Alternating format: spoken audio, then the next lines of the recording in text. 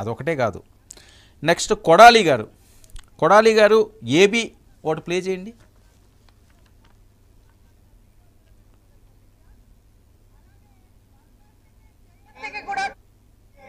సన్న బియ్యం ఇస్తానని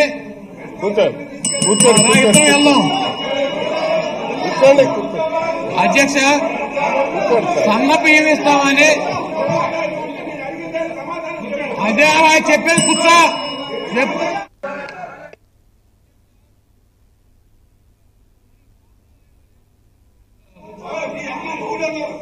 అన్నా ఇప్పుడు కూడా అంటా నీ అమ్మ మొగుడనే అధ్యక్ష చెప్తా. అధ్యక్ష అచ్చెన్నాయుడు గారు మొట్టమొదట నాలెడ్జ్ గురించి చెప్పాడు అధ్యక్ష. మాకు నాలెడ్జ్ అనేది బాడీలో ఉండదు అధ్యక్ష, బ్రెయిన్ లో ఉంటది. ఆయన పెద్ద బాడీ ఉంది కాబట్టి దాంట్లో ఆయన ఎక్కువ నాలెడ్జ్ ఉందని ఫీల్ అవుతున్నాడు అధ్యక్ష. బాడీలో కాదు నాలెడ్జ్ ఉండేది బ్రెయిన్ లో ఉంటది, ముందే తెలుసుకోవాలి అధ్యక్ష. ఆయన అధ్యక్ష సన్న బియ్యం ఇస్తానని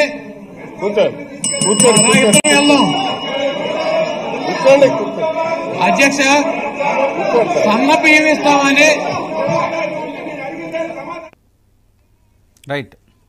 ఇది కొడాలి నాని గారు దేవాలయం లాంటి అసెంబ్లీలో నీ అమ్మ మొగుడు. అది సందర్భం ఏమైనా కనీసం ఇంకితం అంటూ ఉండాలి కదా మనిషి అన్న తర్వాత. ఎందుకు అంత దారుణంగా అంత బరి తెగించిగా రోడ్డెక్కారు? ఇవే కదా మీకు శాపాలు.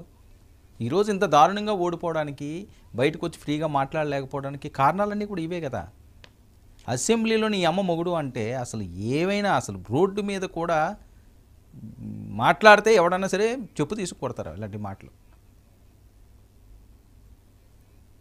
అంటే సభ్య సమాజం సిగ్గుపడే విధంగా, అసహ్యించుకునే విధంగా, అతి నీచంగా అసెంబ్లీ వస్తుంది అంటే ఈరోజు ప్రజా గొంతుకై అక్కడ సభ్యులు మాట్లాడాలి, ప్రజల సమస్యల మీద చర్చించాలి.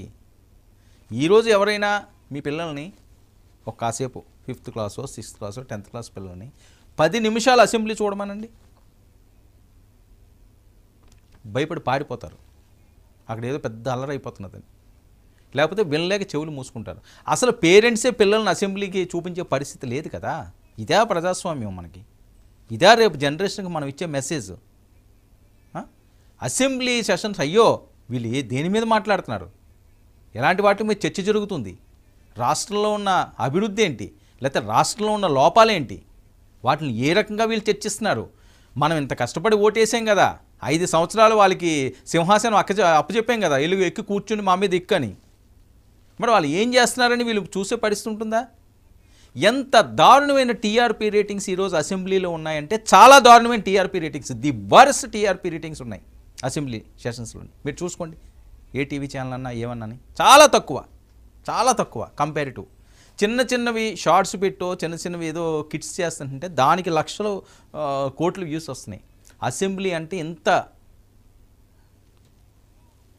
గొప్ప అవకాశం ఇచ్చినా ప్రజలకి మీరిచ్చే ఆ మాటలు, మీరిచ్చే ఆ సందేశాలు చూడడానికి ఎవడూ ఇంట్రెస్ట్ చూపించట్లేదు.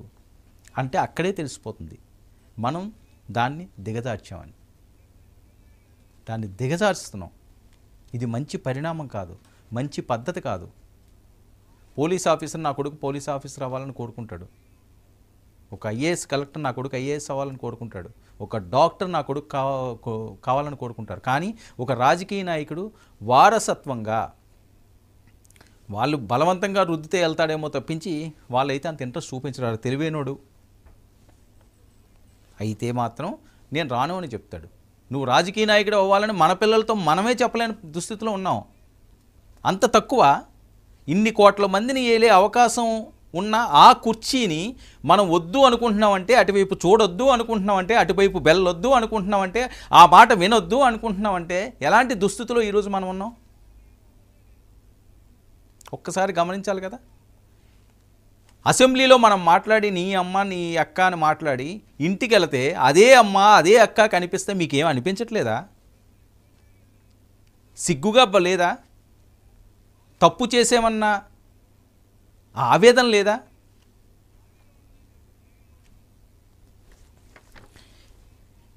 ఏబీ 1 కూడా ఒకసారి ప్లే చేయండి కొడాలి నాని.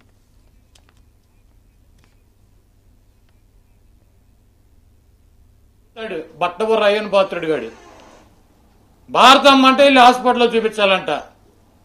అరే అయ్యన్ పాత్రుడు, నీ నాయకుడు చంద్రబాబు నాయుడు గాడు, లోకేష్ గాడు, ఈ పప్పుగాడు తుప్పుగాడు ఎక్కడి నుంచి వచ్చారా ఇక్కడికి?